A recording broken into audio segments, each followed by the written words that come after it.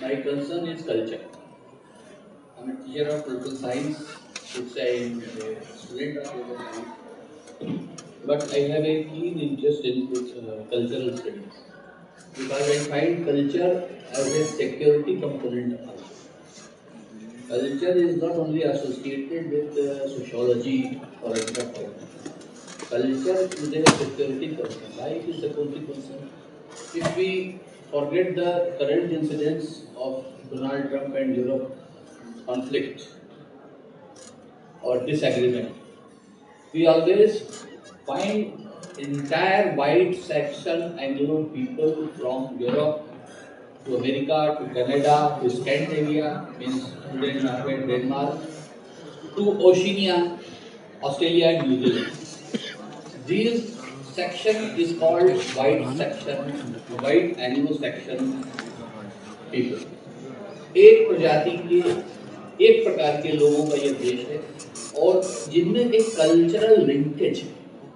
They always speak in every national, international economic forum, any economic international problem, they always speak in one voice. If we leave current scenario, which is very unstable. So my question is why we cannot make a cultural linkage between our cultural heritage, which is spread from Iran to Southeast Asia, जिसको हम विशाल भारत कह रहे हैं. तो मैं अपना concern ये बता दूं, मुझे इस पे कंसर्न क्यों है. कल्चर को हम सिर्फ संस्कृति न समझें. कल्चर के बिना हमारी कोई आइडेंटिटी नहीं होती. रिलीजन उसमें कुछ ऐड करता है, रिलीजन कल्चर नहीं बना. नहीं तो वेस्ट एशिया में इतने सारे देश नहीं होते, यूरोप में इतने सारे देश नहीं होते. हर देश की अपनी एक आइडेंटिटी होती है, वो आइडेंटिटी जो है कल्चरल. भारत की जो संस्कृति है, इसका प्रसार, इसके सांस्कृतिक ट्रेड्स का प्रसार पूरे एशिया पर. इसको किसी देश में, क्योंकि हमारा जो मैप है, अभी मैं आऊँगा उस विषय पर, कि इसमें अजरबैजान, तुर्की, can you imagine, Indra, Shiva, Varuna, a plates find in Turkey, and that is contemporary to Vedic era. अभी का नहीं है, ऋग्वैदिक काल की एक प्लेट मिली है जिसमें इन 3 वैदिक देवताओं के नाम इस्तेमाल हुआ. तो भारत का प्रभाव, भारत सनातन क्यों, right is Sanatan. Sanatan means the time immemorial, जिसका कोई आदि नहीं, प्रारंभ कहां से हुआ पता नहीं है. इसमें कोई ऐसा चेंज नहीं आया जो इसकी कंटिन्यूटी को ब्रेक कर, इसकी कल्चरल कंटिन्यूटी को ब्रेक कर. ईरान की सभ्यता हमारी सभ्यता जैसे ही, but it is breaked and it breaked several times in Sasanid period, in Islamic period, in several time. उनकी भाषा 3-4 बार बदल चुकी, लिपि बदल चुकी है. लेकिन भारत में जो भाषा लिपि थी वो इंटैक्ट. अगर हम सिंधु घाटी कुछ की लिपि को, जो उस समय चित्रात्मक लिपि थी, जब से ये अल्फाबेट वाली लिपि है, ये हमारी लिपि इंटैक्ट. तो सबसे पहले हमें इस बात पर फोकस करना होगा कि हमारा जो विशाल भारत है ये कैसे विशाल है, तभी हम कल्चर को इसके कंपोनेंट के रूप में समझ पाएंगे. ये क्यों विशाल, हम इसको विशाल भारत में क्यों कह रहे हैं कि ये विशाल. कल्चर के 2 कंपोनेंट होते हैं, जिसको हम भौतिक अभौतिक संस्कृति कहते हैं, और सभ्यतागत जो चेतना होती है, सभ्यता ये थोड़ा ऑर्गेनाइजेशनल होता है. सभ्यता, सिंधु घाटी को हम संस्कृति नहीं कहते, सिंधु घाटी को हम सभ्यता कहते हैं, क्योंकि सभ्यता के हमको एलिमेंट मिलते हैं वहां से, पटरी, ये वो चीजें हमको भौतिक संस्कृति के अवशेष मिलते हैं. तो विशाल भारत, अगर हम इसके कंटेम्प्रेरी संस्कृत के देखें तो 2 भाषाएं और मिलती हैं. वो 2 भाषाएं कौन हैं, हिब्रू और लैटिन. लेकिन वो दोनों भाषाएं ही इससे बहुत बात की. हिब्रू काफी बात की है और लैटिन तो एकदम नहीं है संस्कृत के मुकाबले. तो वो दोनों सभ्यताएं जो है, जो हिब्रू जनित है और लैटिन जनित है, वह सभ्यताएं अपने आप पुरानी हो जाती हैं संस्कृत जनित सभ्यताओं से। The culture which are associated with Sanskrit that are older than Hebrew and Latin. इसीलिए शेल्डन पोलॉक इसको संस्कृत कॉस्मोपोलिस है कि संस्कृत और उससे पैदा हुई भाषाओं से संस्कृतियों का एक लंबी श्रृंखला है और यह श्रृंखला पूरे एशिया में है। तो आज मैं बात करूंगा सिर्फ वेस्ट एशिया, क्योंकि दक्षिण पूर्वी एशिया के बारे में हम काफी कुछ जानते हैं, मुकोरवाट के बारे में और इंडोनेशिया, चंपा, श्री विजय, स्वर्णद्वीप, सिंगापुर यानी सिंगापुर, ये सब हम काफी जानते हैं। लेकिन वेस्ट एशिया का जो डोमेन है, this is very untouched. It is not untouched at all, but it is untouched in our realm. एक स्टूडेंट के लिए ये अनटच्ड है, आर्कियोलॉजिस्ट के लिए अनटच्ड नहीं है, हिस्टोरियंस के लिए अनटच्ड नहीं है, and it is being regularly done by the archaeologist. तो भारत की जो सिंधु घाटी सभ्यता है उसका एक 1940 के दशक में सोवियत यूनियन का 50-60 के दशक में हिस्सा था। तो एक एक्सकेवेशन हुआ जिसको BMSE बोलते हैं। उसका जो सोवियत आर्कियोलॉजिस्ट थे उन्होंने सिंधु और बैक्टीरिया मार्जिनल आर्कियोलॉजिकल कॉम्प्लेक्स का, बैक्टीरिया उस एरिया को बोलते हैं जो सेंट्रल एशिया का ताजिकिस्तान, उज्बेकिस्तान, किर्गिस्तान का एरिया है, इसको पुराना ओल्ड नेम बैक्टीरिया है। तो Bactria Margiana cultural complex, archaeological complex, इसमें वो ये बताते हैं कि सिंधु घाटी और बैक्टीरिया, वहां एक नदी है उसका नाम है, जिसको सिकंदर ने नाम दिया था, क्योंकि देखिए अगर आप ओल्डर रोमन कल्चर में जाएंगे तो आपको ग्रीक नाम मिलेंगे। क्यों? क्योंकि जब सिकंदर चला वहां से यूनान से और एशिया की तरफ आया तो उसने जो जो चीजें नदी नाले देखे उसका ग्रीक नाम रखना चालू कर दिया। तो वो आमू दरिया है, उसका नाम उन्होंने रखा ऑक्सस। तो इंडस ऑक्सस कॉम्प्लेक्स बोलते हैं इसको। इंडस नदी से ऑक्सस नदी तक एक कॉम्प्लेक्स है। हम अभी तक ये मानते हैं कि सिंधु घाटी की सभ्यता कहाँ है? उत्तर में इधर दैमाबाद, दक्षिण में महाराष्ट्र में, इधर मेरठ में शायद आलमगीरपुर है, और उधर पाकिस्तान में जगह में भूल रहा हूं। बस इससे आगे जाती है सिंधु घाटी सभ्यता। कहाँ? आमू दरिया के तट तक जाती है, जहां ताजिकिस्तान, उज्बेकिस्तान, किर्गिस्तान, और ये एक इंडस एक्सेस सिविलाइजेशन हो गया। और इंडस वैली सिविलाइजेशन बहुत पुरानी है। इसके बाद पूरा सेंट्रल एशिया, पूरा चाइना, पूरा जापान, पूरा साउथ ईस्ट एशिया आपको बौद्ध डोमिनेंस से फटा पड़ा दिखेगा। लेकिन अगर सेंट्रल एशिया में हम बौद्ध डोमिनेंस से आगे जाते हैं और एक्सकेवेशन करते हैं तो हमको संस्कृत और हिंदू सिविलाइजेशन के हिस्से वहां पर मिलना शुरू हो जाते हैं। तो इसमें 5 एरिया है सेंट्रल एशिया का, जिसका काफी डिटेल मैंने अपनी बुक में दिया है। And these are Parthia. Parthia means Iran, उसको पुराना पार्थियन एक रेस होती थी जिन्होंने हुकूमत किया, पार्थियन। सीथियन, सीथियन मतलब उस तरफ के हो गए, शक जिसको बोलते हैं। पार्थिया, बैक्टीरिया जो मैंने भी आपको बताया, खोतान। खोतान आज का नॉर्थ वेस्ट चाइना है, जहां जिनजियांग प्रांत है, ये खोतान का एरिया। कूचा, ये मंगोलिया और सेंट्रल एशिया का हिस्सा है। और 5वां एरिया है सोगडियाना, इसमें उज्बेकिस्तान और ताजिकिस्तान। यानी कि अब इसमें कुछ नहीं बचा, जो बचा था टर्की और सीरिया वहां पर बना हुआ। यहां भी ये चीजें मिली। तो पहला हम लेते हैं, नीचे से चलते हैं, कूचा। कूचा मीन्स तो मंगोलिया और सेंट्रल एशिया का हिस्सा जो मंगोलिया से लगा हुआ है। यहां पर बौद्ध प्रमाण तो अनगिनत है, काउंटलेस है, आपको लगातार मिलेंगे। But where are the Sanskrit and Hindu examples? अगर जो नई खुदाइयां हो रही है, जो नए एक्सकेवेशन हो रहे हैं, जो नए रिसर्चर्स आ रहे हैं, वहां शिव की, नंदी की प्रतिमाएं बहुत भारी मात्रा में मिल रही हैं, जिसका हमने रेफरेंस के साथ इसमें कई फिगर फोटोज हमने दिए हैं। और वो चीजें जो है वो फ्रांस की म्यूजियम है, बहुत सबसे पुरानी म्यूजियम में से एक है, मूसे विविते नाम है उसका। तो मैंने एक चांस लिया, क्योंकि वो सब कॉपीराइट पे फोटोज आती हैं, और उनको एक मेल डाला और मैं बड़ा सरप्राइज हुआ कि लगभग 20-22 दिन बाद उन्होंने या 1 महीने बाद उनको मेल से हमको परमिशन हमको दे दिया कि professor sir you can use this photos in your book. तो हमने वो बहुत रेयर फोटोज है जो फ्रांस के मूसे द्वीटे म्यूजियम से अनुमति के साथ हमने पब्लिश की। उसमें शेषनाग और समुद्र मंथन का कि आपकी स्टेज की इतनी बड़ी प्रतिमा जो उस म्यूजियम में है, और वो कहां से मिली है? इस सेंट्रल एशिया। तो साउथ ईस्ट एशिया के बारे में तो हम बहुत जान रहे हैं, लेकिन हमारी जानकारी कि भारत की सभ्यता का, पुरानी सभ्यता का, वैदिक सभ्यता का प्रसार यहां तक था। तो ये विशाल भारत, कल मैंने आपको चर्चा की थी किताब के बारे में कि it is widely recognised by the academician globally.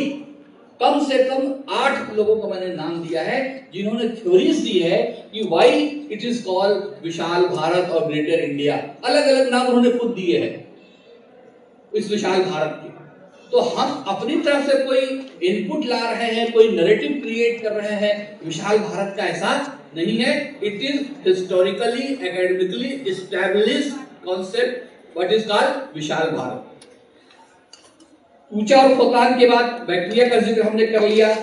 इसमें पार्थिया पे आखिरी में आऊंगा क्योंकि उसके बाद ज्यादा है। जो आमू दरिया है, अब हमारे यहाँ नदियों में, हिंदुस्तान में लगभग हर प्रांत में नदियों में आपको यक्ष, देवी देवताओं के वास, ये बहुत आम बात है। सेम कल्चर आपको आज के आमू दरिया में, आज के ताजिकिस्तान में, आज के उज्बेकिस्तान में आपको वहां पर स्टोरीज मिलेगी which is very much documented by the historians. Amu Darya में एक नदी की देवी, उनका नाम है अर्धवेसुरा अनहिता, और वो अभी भी पूजी जाती है despite of the fact that Tajikistan is Muslim country, most Muslim population is there, and Uzbekistan, every Central Asian country is Muslim country, but उन्होंने अपना कल्चर नहीं छोड़ा। वो अभी भी अनहिता की पूजा कर रहे हैं, उससे मनौतियां मांग रहे हैं। यक्ष का जो सेंट्रल एशियन नाम है वो अरंगलन, उस नदी का यक्ष है, और हुब्बी नाम है, लोकल नाम है उसका हुब्बी। और ये सब रिसर्च पेपर में लोगों ने लिखे हैं, मैं अपने खुद वहां नहीं गया, ये रिसर्च पेपर के ही सब मटेरियल है, और हिस्टोरियंस के और आर्कियोलॉजिस्ट के। तो सेंट्रल एशिया में नदियों की पूजा, प्रतीकों की पूजा, अभी नवरात्रि बीता है, वहां पर नौरोज के समय, नौरोज वहां पूरे सेंट्रल एशिया ईरान का सबसे बड़ा त्योहार है। नौरोज के समय जैसे यहाँ जावरा निकालते हैं गेहूं का, आपको गूगल करेंगे आपको उस तरह की तस्वीरें मिल जाएगी, जो अग्नि के चारों तरफ वो परिक्रमा करते हैं और जावरा लेकर घूमते हैं। और वो देश कौन सा है? मुस्लिम देश, ताजिकिस्तान, ईरान। अब ये डिफरेंस क्यों?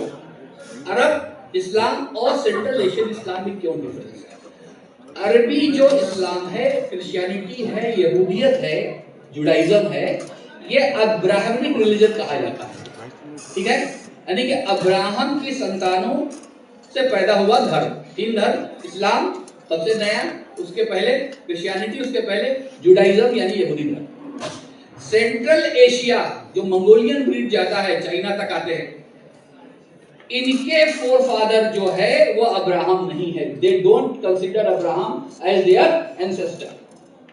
उनके जो पितामह है उनका नाम है ओस खान, आप गूगल कर लीजिएगा। वो अपने को ओस खान, ओगुस खान बोलते हैं, उसको स्पेलिंग आता है OGUZ। ओगुस खान के संतानें मानते हैं, वो अपने को अब्राहम की संतान नहीं मानते, और ये टर्की तक है, ओस खान की औलादे हैं वो। और ओस खान की औलादों के जो कबीले थे, काया, यिल्दिज, टर्की में यिल्दिज का मतलब होता है सितारा, स्टार, और यिल्दिज टाइटल लिखते हैं टर्किश लोग अपने नाम पे। तो उन्होंने इस्लामिक कैरेक्टर नहीं अपनाया, इसलिए जो सेंट्रल एशियन कैरेक्टर है, उनका जो पुराना रूट था, जिसको आप इंडियन रूट कह सकते हैं, इंडियन रूट न भी कहा, ज्यादा लिबरल हो जाए तो आप, लेकिन ये जो प्रतीक रखने का जो कैरेक्टर था, ये जो प्रकृति प्राकृतिक तत्वों के, सितारे की, सूर्य का नाम आपको बताता हूं मैं, भूल रहा हूं, यहाँ लिखा था मैंने, वो उनका लोकल नाम है, वो सूर्य का नाम है। आज के ईरान में जो कैलेंडर चल रहा है, जो आज का जो कंटेम्प्रेरी ईरान बहुत ज्यादा कम्युनल माना जाता है, यहाँ जो ऑफिशियल कैलेंडर है गवर्नमेंट ऑफ ईरान का, रिपब्लिक ऑफ ईरान का, it is Hijri Shamsi calendar. Shams मतलब होता है सूर्य, हिजरी शमसी कैलेंडर मतलब सूरज पर चलने वाला कैलेंडर। 21 मार्च इक्विनॉक्स के दिन ईरान का सबसे बड़ा त्योहार होता है नवरोज, और वो 12-13 दिन की छुट्टी देते हैं नवरोज पर। और नवरोज में वही फिर वहां भी जावरा निकलता है, आज की ईरान में भी जावरा निकलता है। और वहां जबकि सुप्रीम लीडर कौन है? कोई मौलवी साहब है। अभी जो नदी जहाज डुबाया अमेरिका ने, उसका नाम देना था, देना अवेस्ता का नाम, अवेस्ता यानी ऋग्वेद के बड़ा पुराना ग्रंथ उनका। जो मिसाइल वो चला रहे हैं उसका नाम है खुर्रम शहर। खुर्रम मुस्लिम नाम नहीं है, वो ससानी अंपायर का बहुत प्रतापी राजा था, जो प्री इस्लामिक अंपायर था। कहाँ का? ईरान का। तो ईरान में आप देखेंगे जड़े, मैं थोड़ा सा विषयांतर हो गया हूं इसलिए कि आपको बात समझानी है। सिर्फ मैं भाषण दूं और चला जाऊं तो उसका कोई मतलब नहीं मेरे छत्तीसगढ़ से आने का। अगर मैं आप अपनी बात आपको कम्युनिकेट नहीं कर पाऊं, जो किताब लिखने में मैंने साल भर लगाया है, उसका कोई मतलब नहीं है कि अगर आपसे 4 सवाल हमने पैदा आपके दिमाग में नहीं किए। कल्चर ही आपको बनाता है। आप चाहें बदलना, आप बदल जाएंगे। आप बताइए, आप सब पैंट शर्ट पहन के घूम रहे हैं, खासकर लड़कियों को मैं खाती हो गए, तो क्या आपने नवरात्रि बनाना छोड़ दिया है? होली दिवाली बनाना छोड़ दिया है? शादी क्या चर्च में आके करेंगे? बताइए। फिर आपको पुरोहित बुलाना पड़ेगा, फेरे लेने पड़ेंगे। That is power of the culture. You can not even you want. मैंने कल बताया था कि अरविंद के पिताजी ने, महर्षि अरविंद के पूरा इंतजाम किया था कि इसको बिल्कुल हवा ना लगे हिंदुस्तान में, और वो हिंदुस्तान के राष्ट्रवाद का पितामह बन गया। उनकी बात आप देखिए, आज उसको लागू करिए। उन्होंने कहा कि शिवाजी के पीछे रामदास को खड़ा होना होगा, और शिवाजी और रामदास को एक रूप होना होगा, तब नवजागृति हिंदुस्तान में। तो ये जो कल्चरल कंपोनेंट है, विशाल भारत की अवधारणा है, ये पॉलिटिकल अवधारणा नहीं है, ये कल्चरल अवधारणा है। और कल्चरल आप जब मजबूत होते हैं तभी आप असली मजबूती आपकी होती है। लेकिन कल्चर के पीछे पॉलिटिकल पावर होना जरूरी है। दुनिया में जो कल्चर स्प्रेड हुए हैं, वह हमारे यहाँ से जो पुरोहित गए साउथ ईस्ट एशिया में, जिन्होंने वहां पर कितना बड़ा साम्राज्य बनाया, उनसे प्रभावित होकर वहां के राजाओं ने अपना नामकरण किया, और अभी भी वही नाम चल रहे हैं। तो उसके पीछे कहीं पॉलिटिकल पावर भी होती है। तो मैं बहुत ज्यादा समय आपका नहीं लूंगा, क्योंकि समय की सीमा है, और ये विषय ऐसा है। सुदिस, जो सूर्य बोला था ना, ये सुदिस नाम है। मरुतास, मरुत, तेशुम, ये शिव का नाम। ये सब किस कहाँ के हैं? ये सेंट्रल एशिया, और ये आर्कियोलॉजिकली प्रूव है। ये जो मूर्तियों के नाम मिले हैं, एक मूर्ति मिली है जिसमें एक हाथ में कुल्हाड़ी है और एक हाथ में त्रिशूल। अब यहाँ कुल्हाड़ी शिव के हाथ में नहीं रहती है, लेकिन वहां के शिव के हाथ में कुल्हाड़ी है, और बाकी फिगर भी वैसे है। तो हो सकता है शिव ना हो, लेकिन it is similar to the Shiva. तो प्रकृति की, हम जो असली बात कहना चाह रहा हूं, मक्का में आपके सऊदी अरब ने अभी जो वहाबी इस्लाम है, सारे प्रतीक हटा दिए। खोज के मोहम्मद साहब से संबंधित जितने चिन्ह थे, अभी की सरकार ने मिटा दिए, बुलडोजर लगा के गिरा दिया। लेकिन अभी भी मक्का के मीनार पर क्रिसेंट मून बना, चांद पतला वाला क्रिसेंट मून बना। क्यों? क्योंकि crescent moon was the greatest God of Arabian people. सारे प्रतीक गिरा दिए, चांद को छोड़ नहीं पाए। तो आप कितना भी प्रतीकों से भागे, प्रतीकों की पूजा, चित्रों की पूजा, प्राकृतिक शक्तियों की पूजा, ये भारतीय संस्कृति को सनातन संस्कृति बनाती है। और जो मैं बात आप तक पहुंचाना चाह रहा हूं कि दुनिया में ऐसा कोई भी कल्चर, कितने भी सेमेटिक कल्चर आ गए, ये वहां के लोगों को अपने जड़ों से काट नहीं पाए। इवन अरब में भी इस्लाम आज जो है, आपको एक और फैक्ट दे दे रहा हूं, इसको तुम्हें बताइए, खोजिएगा इसको, कि आज के सऊदी अरब और जॉर्डन के संबंध अच्छे नहीं है। जॉर्डन कौन है मालूम है? ये मोहम्मद पैगंबर साहब के खानदान के लोग। आप गूगल करिएगा, जॉर्डन द हाशिमाइट किंगडम लिखा है।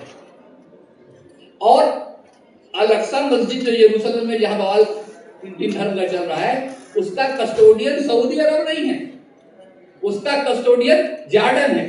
अब सोचिए कि सऊदी अरब को मिलना चाहिए था इसकी कस्टोडियनशिप, लेकिन किसके पास है? जॉर्डन के पास, just because they are considered as the inherent of पैगंबर मोहम्मद क्लास। तो ये नहीं है उनके पास जॉर्डन के, और इसलिए अभी की सऊदी सरकार और जॉर्डन के संबंध ज्यादा अच्छे नहीं है। तो ये भी अपने कल्चर को नहीं, आज के सऊदी राजा के नाम का अमामा पैलेस नाम है, जो कि मक्का मदीना में नहीं है। तो आप चाहे जितना रिलीजियस हो जाइए, आप चाहे जितना फंडामेंटलिस्ट हो जाइए, आप चाहे जितना रिजिड हो जाइए, कल्चर तो आपकी माँ और बाप है, उसको आप बिल्कुल भी भूल नहीं सकते, प्रतीकों को छोड़ नहीं सकते, और वही प्रतीकवाद भारतीय संस्कृति की मूल विशेषता है। मैं इसी के साथ अपनी वाणी को विराम देता हूँ। नमस्कार। कोई सवाल है तो उसका बिल्कुल।